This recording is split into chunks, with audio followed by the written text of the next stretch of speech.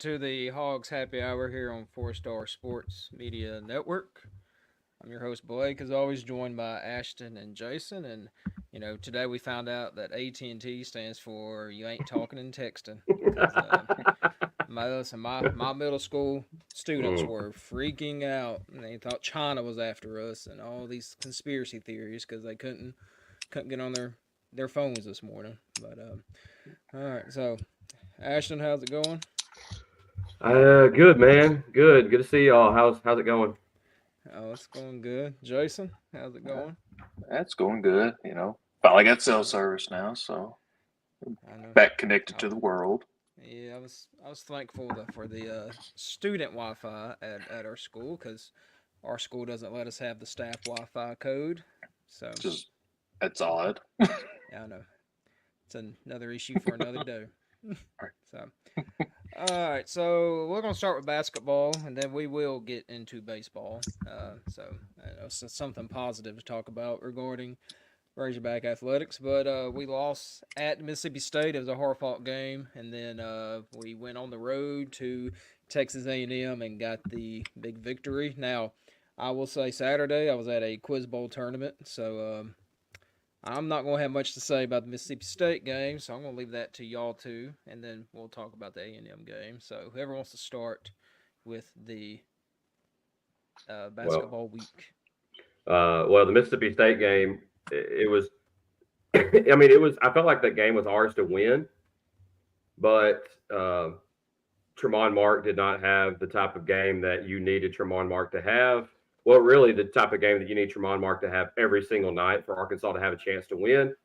But I'll say this: um, as far as effort and you know, just battling goes, Arkansas has shown, with the exception of those, all these blowout wins that we've had, other teams beating us, we battle most of the time. We just don't have the guys to sometimes overcome the hump. I've been impressed with Makai Mitchell, big time. He's really stepped it up. I mean, he's kind of what I believe to be an undersized forward. He's not a great shooter, but man, watching that A&M game, I don't see very many guys, and y'all can correct me if I'm wrong, but like a post player, right? What type of post player wants the ball when they know they're about to get fouled and they're going to have to shoot free throws? Makai Mitchell was just like cool as the other side of the pillow, man, just draining free throws down the stretch. And we thought he had a career night against Mississippi State. He had 21, Yeah. and then he turns around and has 22 against A&M. So, hey, man, resurgence of basketball. All right. I don't know about that, but Yeah, I mean, during that Mississippi State game, we still got out rebounded by a landslide. Yeah, Um, that hurt. of course, our turnovers were down during that game, which is nice to see. We've been very turnover prone this season.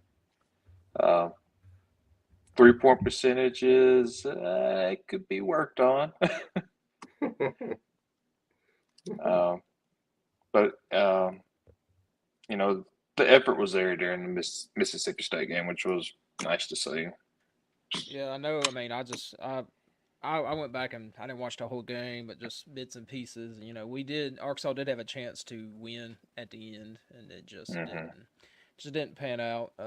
But and then Tuesday, I thought, say, Hogs were, I think, 11 or 10.5 point underdog. Tuesday night, it was the third game in 6 days. I did not give Hogs much of a chance, but they came out, proved us wrong. As our buddy Josh Cook says, Buzz is a fraud. So he probably won a little bit of money, not taking my gambling advice. The interesting thing is, Devo Davis, he's back, but he played 7 minutes Tuesday night. I mean, only 8 guys ended up with minutes, so I think Musk has his rotation. I know it's the Well, I mean, 26th game of the year, but he finally has his rotation. well, 5 games left in the season. I know 5 games left. We finally figured it out. Ashton said Mark would have to have a big game. He had 26 points against A&M. Again, Mitchell Mitchell chimed in with 22. So those two, I think, are going to be our key players for these 5 remaining games that we have. The problem Yeah. is the only problem is Draymond can't keep that up. He's not an every game big scorer. He has just a game every now and then.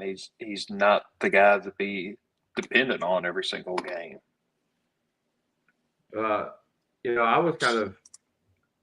been kind of surprised because we're talking about Mekhi Mitchell, who he doesn't start. We're talking about Chandler Lawson, who starts in front of him and gets good, significant minutes a lot of times before Mekhi Mitchell even comes into the ball game. Yeah, love you too, Cookie. I hope you won a lot of money too.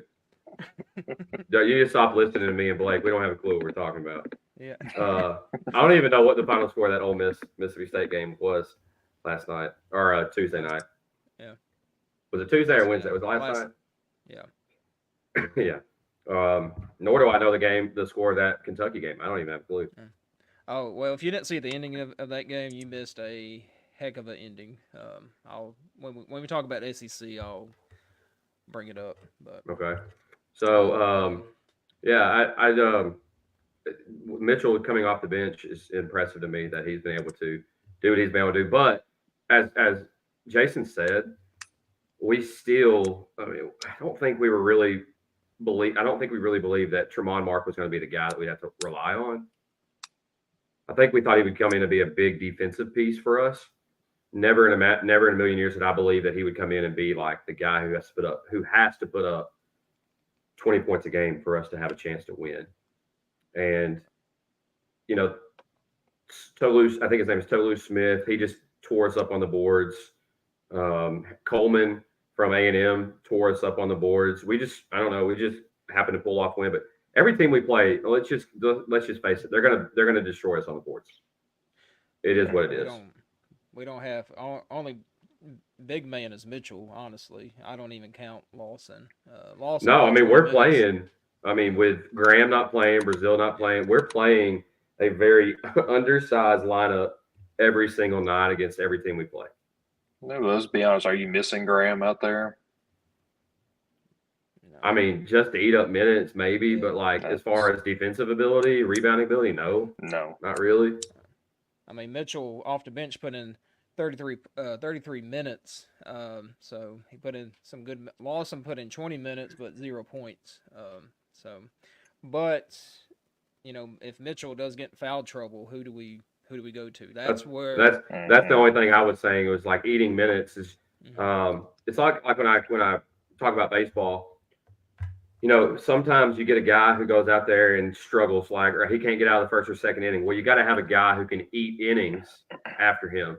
Okay, well, if Mitchell goes out there and gets a foul or two real quick, you've got to have a guy who can come in and eat minutes. And I don't, right now we don't have that. Bay Fall's been getting a little bit of playing time, but Graham was really that go-to guy to come in and just chew up some time.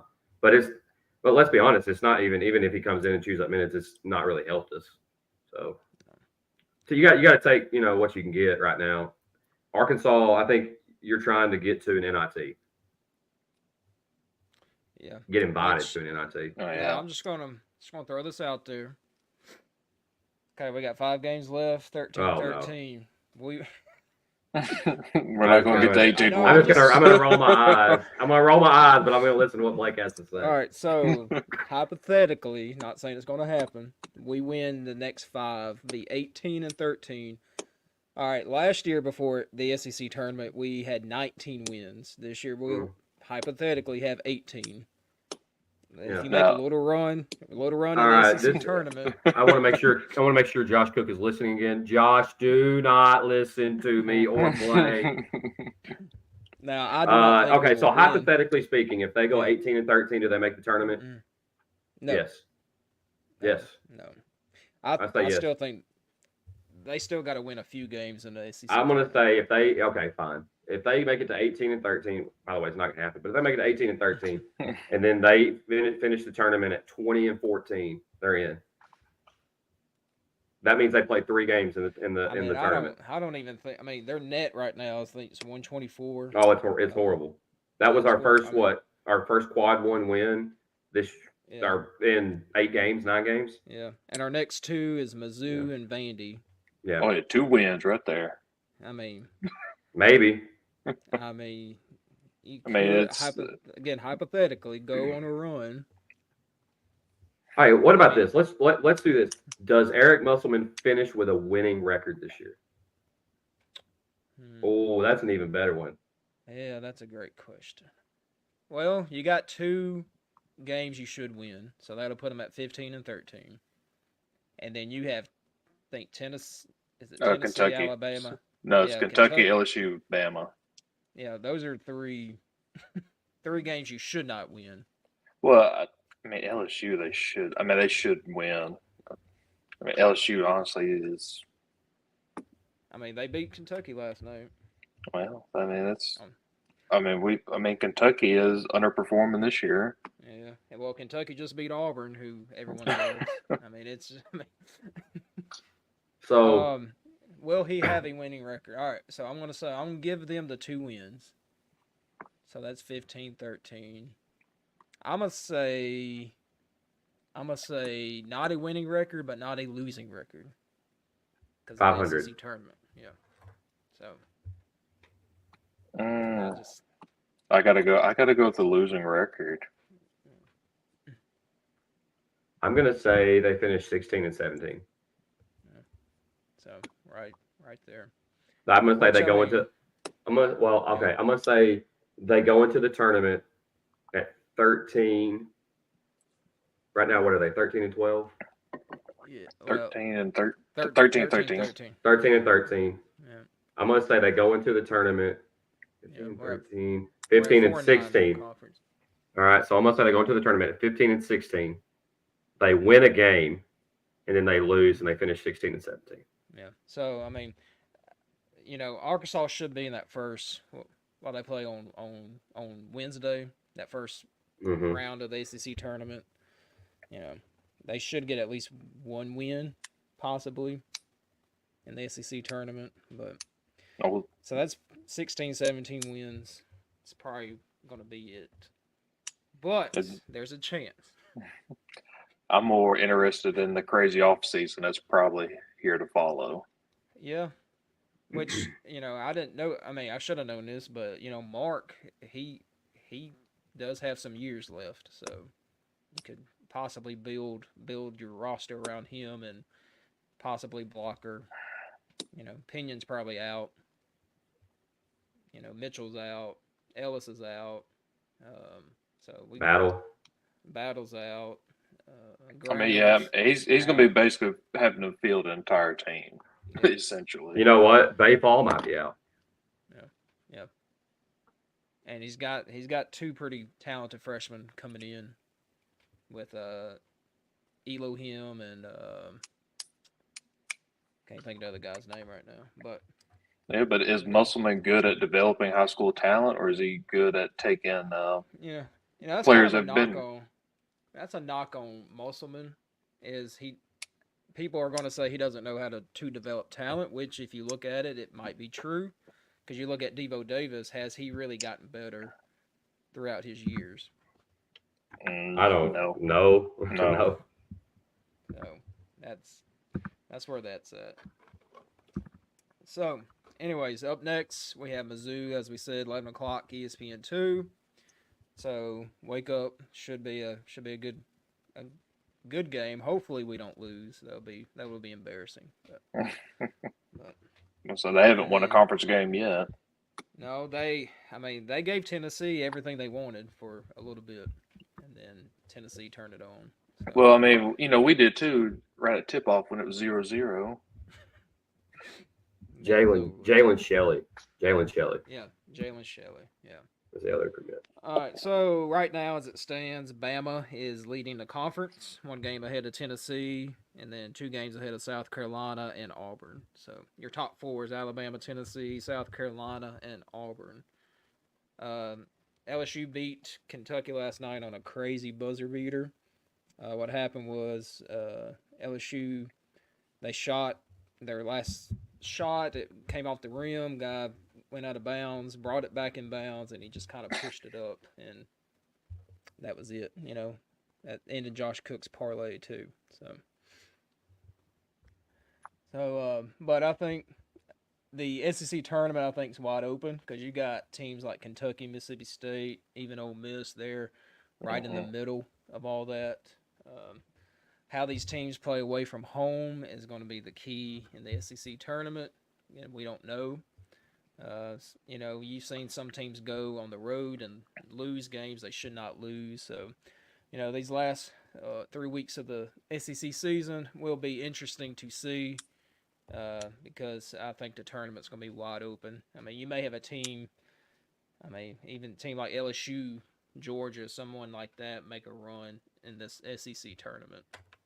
Yeah, I mean, overall, it should be a really good conference tournament. Yeah. I mean, basically, the SEC is cannibalizing itself. Yeah. Yeah, Bama has sneakily had a great season.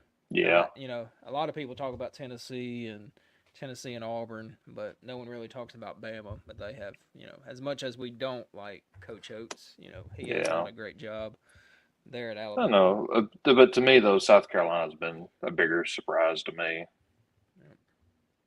Yes, South Carolina is, they're 9-4 right now, 21-5 overall. So great season with I think Coach Pears down there at South Carolina. So, all right, we have the baseball guru has left the building, and he needs to enter back into the building. He'll be back. Yeah. We'll move on to baseball real quick. All right, baseball. We went 3-1 this opening weekend against James Madison. They beat us on Sunday. Which, I mean, baseball, you're not going to win every game. It depends on your pitchers, your lineups, your this, your that. So what's something you were impressed with on this four game stretch we just had? They took care of business, even though they lost. They dropped one game. It's not like we need to get the pitchforks out and say fire Van Horn. I mean, that's. Yeah. I mean, they came in open game season, took care of business, do what they're supposed to do, and got a really good tournament at Arlington coming up. Mm-hmm. That should be a real interesting one. Since Ashton's not here right now, I will tell you he did call me Sunday. He was like, man, we've got to fire Van Horn because you can't lose to James Madison. Third game of the season, you cannot lose. So just want to throw that out there. It's all about winning series, not games. Yeah. Now I would say Friday was kind of scary for a Razorback fan because this baseball team has a lot of pressure to win based off of the football and basketball seasons with high expectations, and then we didn't start off very well, and then we had to change pitchers. McIntyre came in and took care of business, but it was not the first few innings did not feel great because of what we were used to with the basketball and the football season. You just gotta trust him. You gotta trust Van Horn. Yeah, I trust Van Horn. He hasn't won the big one yet, but he's, I'm not saying it's the year, but it's, we're gonna have a pretty salty team. I mean, he's one foul ball away from winning it all. Yeah. So just go over some scores. Friday we won 6-4, and then Saturday 15-5 in 8 innings. And then Sunday was the loss 7-3. And then Monday we came back and won 4-0.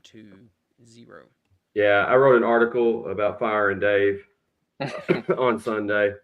So, I can't believe he's still there. No. So we clearly are settling again for average coaching staff. I will bring something up, Ashton, because you played at Crowder. Loosely. Use that word loosely played. You remember? Now you might have played this kid when you coached. I can't remember his name, but he went to, was it B Branch?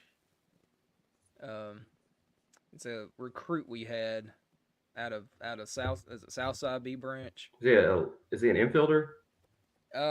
Anyway, I was just looking up his because I knew he was a recruit, and he ended up transferring to Crowder, from Arkansas. Yeah, this was just recently. Yes. Yeah, I know who you're talking about. A guy I coached with in Southeast Arkansas. That in fact the guy that who I'm talking about. Hmm. Um, his buddy coaches up at B Branch, and we would play them quite often in like tournaments or just a regular game, meet up and play. And he always had a pretty good little team out of B Branch, which is right outside of Conway. Yeah, I'm not surprised. Maybe a playing time thing that happens quite a bit, Blake, when it comes to especially baseball. With D1 players, they don't normally transfer to a D2 school. They don't normally transfer to D3. They go JUCO, Yep. and they'll It's spend a year or two. Swafford was his name. Swafford, yes, Yeah. Swafford, yes. Yeah. Now was Swafford an infielder or was he a pitcher? I want to say he was an infielder. Yeah, I want to say he was an infielder too. But a lot of kids do that. They transfer to places like Crowder, Seminole, and Connors State. Then there's other places in Texas like McLennan and San Jacinto. A bunch of good JUCOs in and around kind of that Midwest area and the Southeast. I mean, So, you could transfer to UAM. We're pretty good at baseball too. well, yeah, you could, but the thing is, like I said, those guys when they transfer from those D1 programs, they're they're looking to go back to another Division 1 program, generally speaking. And so what they'll do is they'll spend a year at JUCO because the way JUCO works is you don't have to guarantee 2 years to a program. Yeah. You can stay a year and then you can get drafted, or you could go to another program. So that's just the options you have. So I asked Jason this. I'll ask you what are your impressions, your thoughts from opening weekend?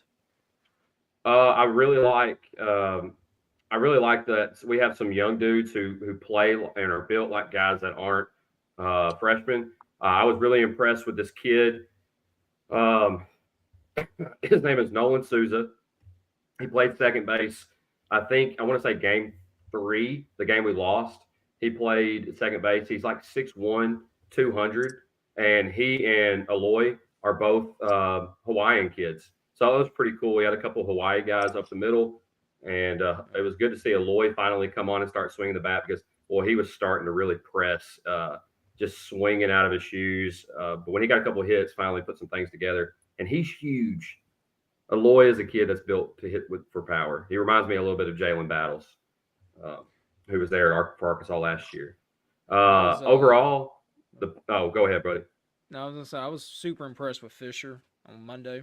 Colin Fisher. Oh yeah, Colin Fisher, the true freshman. I was impressed overall with the pitching staff as a whole. There was only one person, but he wasn't hit hard.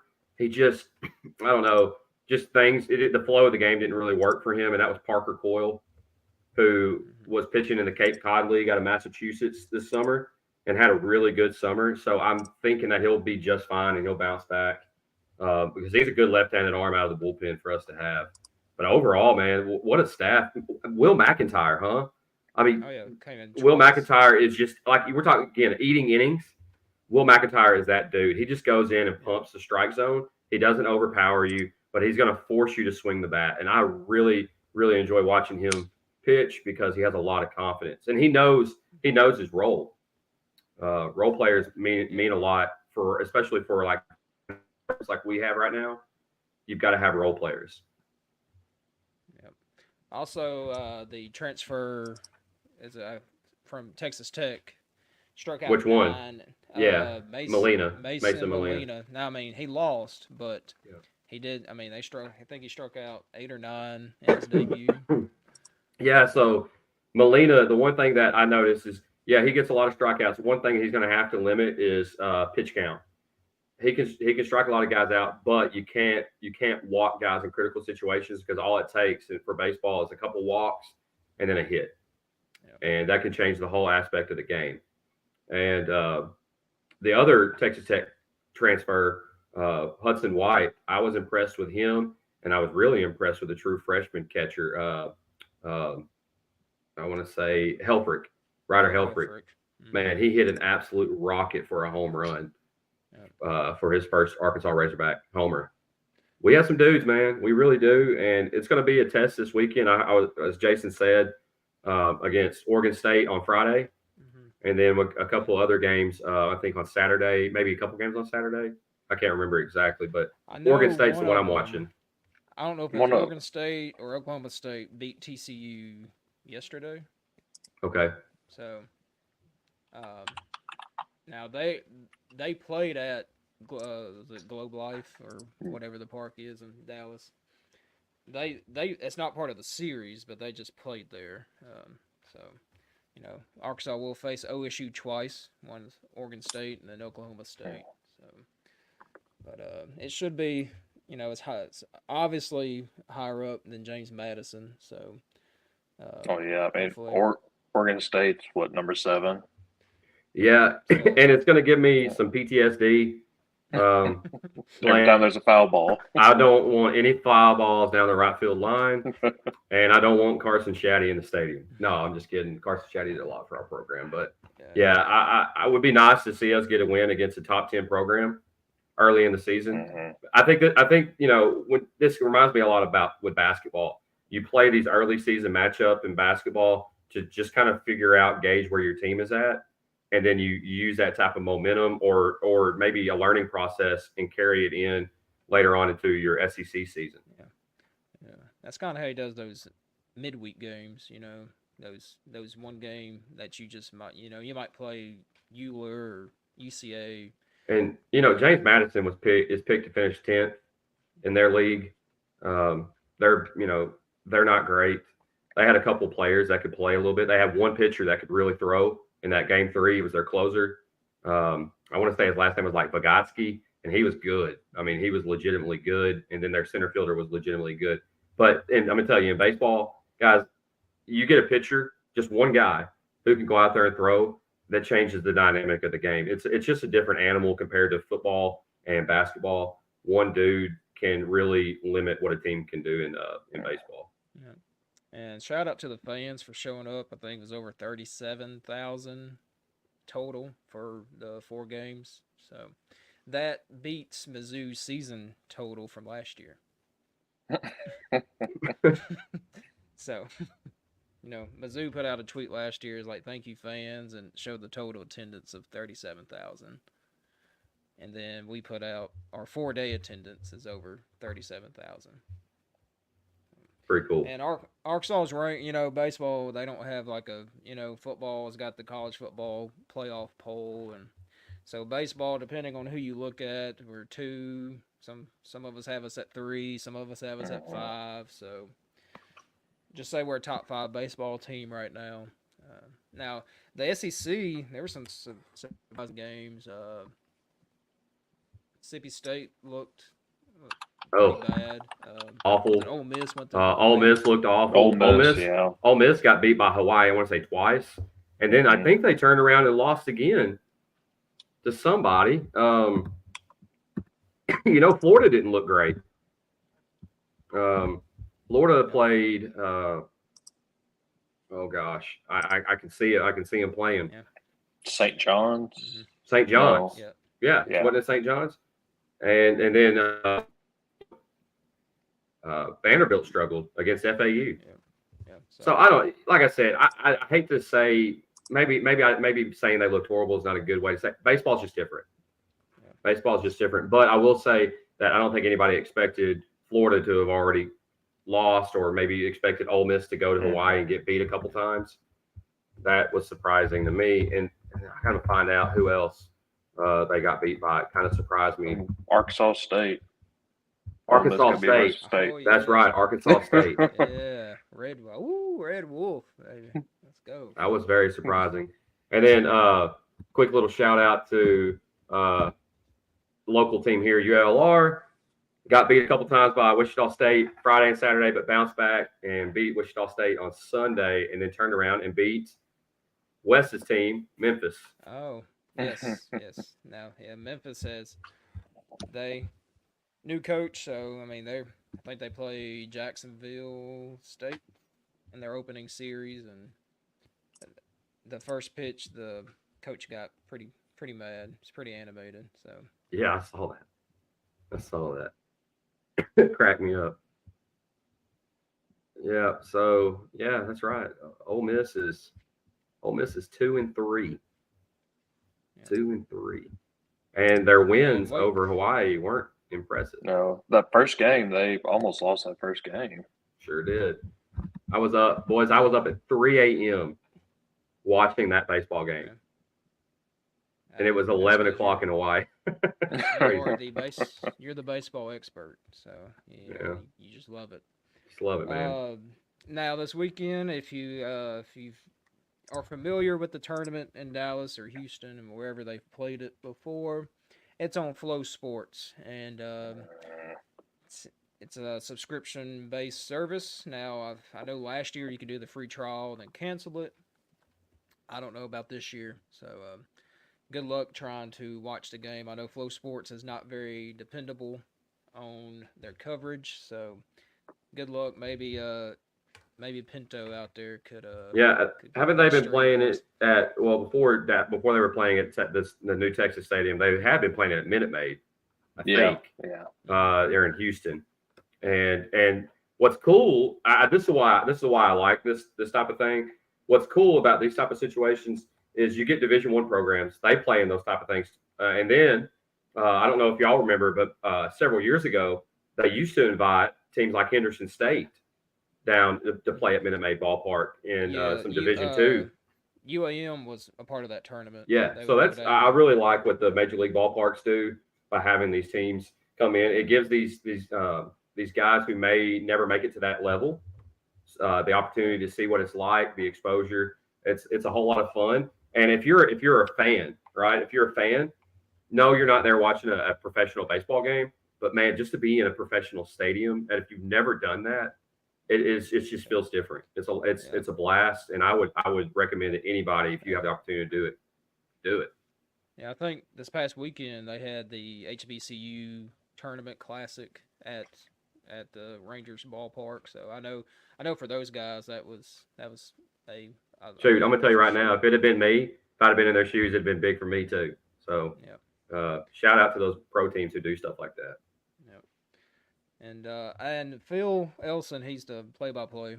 He said that he thinks that kind of how the Hogs play A&M in Dallas, he thinks baseball is going to be there for the foreseeable future. I can see that. Just because it brings in, it's all about money.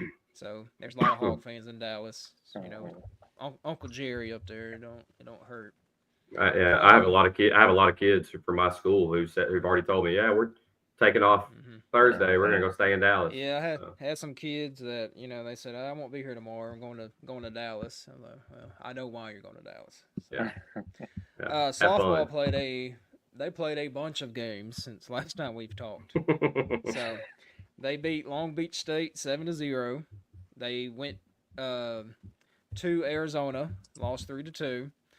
Then they played Omaha, won 9-2, and then Arizona again, won 3-2. Played Omaha again, won 5-2, and that's So softball, them girls, they just love to play. Man, they're playing right now. Yeah. So. Are they playing right now? They sure are. Yeah, against Illinois State. Yeah, they sure are. So. So I guess Arkansas women's are ranked number 14. Right now. I think they were number 13 before the weeks or when the week started, or they dropped a spot. But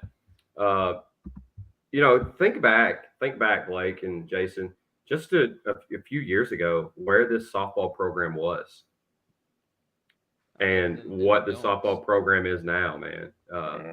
Last year, we're nationally recognized, nationally competitive. You're right there. Well, did we lose in the Super? I want to maybe we lost in the Supers. I can't remember.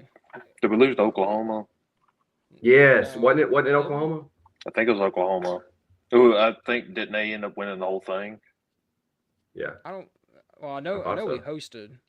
I know we hosted the past 2 years. Maybe I'm wrong, but but think about it. Just not even within the last 5 to 10 years, Arkansas softball was irrelevant. Just not very good. Yeah. And that's not a knock on our coaches, former coaches, but we weren't very good. And where we're at now, is impressive. I forget the coach's name. Boy, she is a heck of a coach, though. Difel. Okay, dude, she Courtney. can coach, man, and she can recruit. So you know, she I know last couple of years she got a couple great pictures from the transfer portal. So she's got an eye for talent. Also, middle school teacher, so I deal with a lot of the softball girls. They just talk, and they love to go home and watch Arkansas softball. So it's helping out the sport statewide. When the softball, even baseball team, football teams, when the Arkansas Razorbacks are good at a sport, it gets people interested.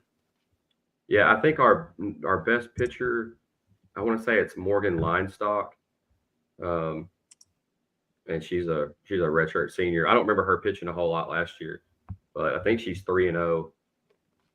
I don't think she has the most innings on the team, but I'm pretty sure she has the most wins. And then our leading hitter, I saw earlier, Reagan Johnson, and I think in the conference she is, I want to say she's like 5th in the conference in batting average, 5th to 7th, something like that, and she's batting like 485. She's up there.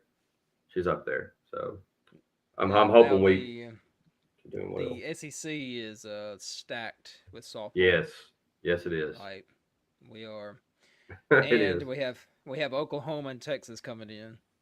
So the softball league is it's about to be super competitive. Yeah. Even with baseball, Texas, Oklahoma coming in next year is gonna, people think the SEC runs football. They run softball and baseball too. Yeah, definitely. All right, so a little short show this week. All right, so it's Hogs Happy Hour, so closing time. This is just any thoughts, anything you want to shout out to anybody. Go for it. Anything off topic? I think the local high school baseball, high school softball starts here. I want to say this week or this coming week. Well, I know Monticello plays next Tuesday. That's their first. So game. I think a bunch of teams are playing like their benefit games right now. So good luck to all those high school athletes. I remember back in the day, just knowing how hard all of us for playing sports, how hard we worked to build up to beginning of season, whatever sport it may have been that we played. So good luck to all of them, and I wish all these kids that are playing success, and all the coaches as well, because all these coaches are more than just coaches; they're teachers too, their parents, husbands, wives, things like that. So shout out to them and the effort that they put in, the work they do every day. I just gotta give a shout out to Lamar Warriors for punching their ticket to state in basketball. Got one more game left in this tournament Friday at 5:30. So if you want to catch it on Dover's YouTube page. That's cool. Dover. Dover Pirates. Dover Pirates. That's right. A little tiny gym. It's like being a Cameron Crazy in there. Yeah, not much going on down Southeast Arkansas. We don't, we got Star City's girls team, but basketball we're done with that, and we are moving on to track and softball, baseball season. So, excited to go out to a couple track meets here soon. So. Yeah, and let me encourage anybody who watches us, please like, subscribe, share our live stream. Want to get the word out that we do this weekly. We appreciate any type of support. This is just something that we all like to do in our spare time, and we'd appreciate any type of comments or feedback from anybody. So, and I would say we are growing here at 4-Star Sports. We are in with the St. Louis Cardinals now, and the Kansas City Royals. So, and I think Wes maybe said the Atlanta Braves too. Yeah, Wes, I haven't got back to him. Said something about professional baseball, so I need to get back with him. Yeah. So, And also, we've added Mississippi State to our coverage. So, and hopefully in the future, I know maybe we can all just get on a big SEC podcast and talk it up. That'd be cool. That'd be fun. But anyways, that's been the Hogs Happy Hour here on the 4-Star Sports Media Network. Again, like, share, subscribe, do all that fun stuff. We're almost at 100 subscribers on YouTube, so keep on subscribing. Triple digits, baby. Woo-woo. Yeah.